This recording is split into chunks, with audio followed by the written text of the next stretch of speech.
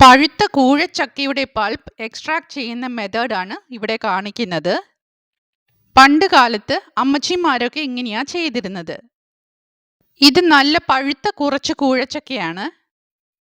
ഇനി ഇതുപോലെ ഒരു കുട്ട അല്ലെങ്കിൽ ഒരു വട്ടി വേണം.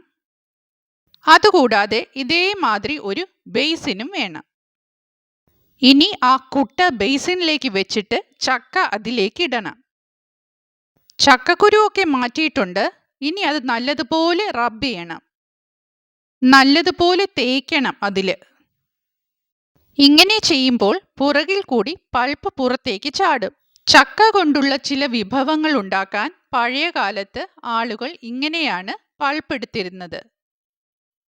ചോറ് വാർക്കുന്ന കിഴുത്തയുള്ള കോളഞ്ചർ ഇല്ലേ, അതിലും ചെയ്യാവുന്നതാണ്. ഞാനിപ്പോൾ ട്രഡീഷണൽ മെത്തേഡ് കാണിച്ചു എന്നേ ഉള്ളൂ. ഇത് കണ്ടോ, അതിൽ നിന്നും മാക്സിമം എക്സ്ട്രാക്ട് ചെയ്യാവുന്നതെല്ലാം എടുത്തു കഴിഞ്ഞു. ഉടൻ ആവശ്യമില്ലെങ്കിൽ ഒരു എയർ ടൈറ്റ് കണ്ടെയ്നറിലാക്കി ഫ്രീസറിൽ വെക്കാവുന്നതാണ്.